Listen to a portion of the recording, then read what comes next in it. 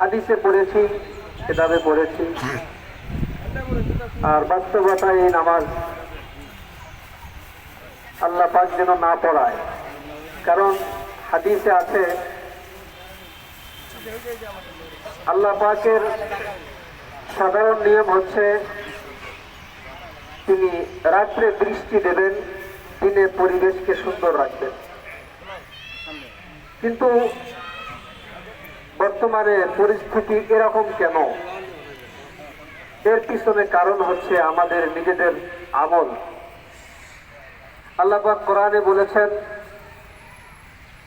যাহারাল ফাসাদু feel বাররি ওয়াল বাহরি বিমা কাসাবাত আইদিন নাস। এই জলস্থলে, এই পৃথিবীতে যা কিছু হচ্ছে এগুলি সব আমাদের হাতের কামাই।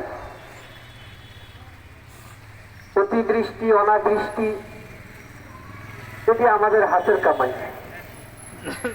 সময় তো সময় হচ্ছে, যখন যেটা হওয়ার কথা তখন সেটা হচ্ছে না, সম্পূর্ণ আমাদের হাতের কামাই।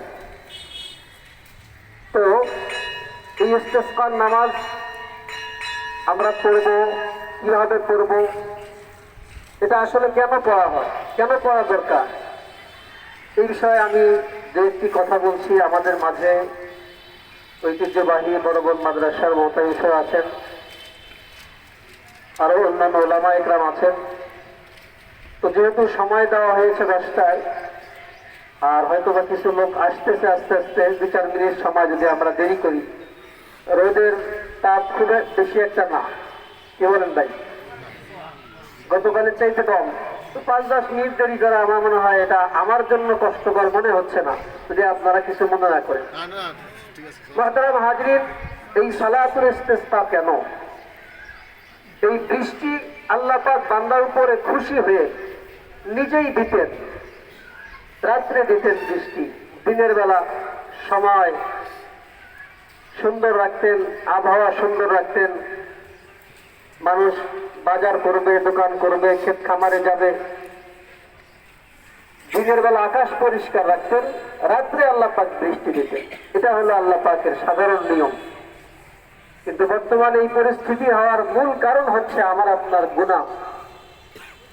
এই ইস্তিসকার নামাজে আসার আগে আমাকে আপনাকে সকল প্রকার গুনাহ থেকে তওবা করে আসতে হবে। গুনাহ নিয়ে ইস্তিসকার নামাজে আসলে, অপরাধী হয়ে ইস্তিসকার নামাজে আসলে কিভাবে বৃষ্টি আসবে?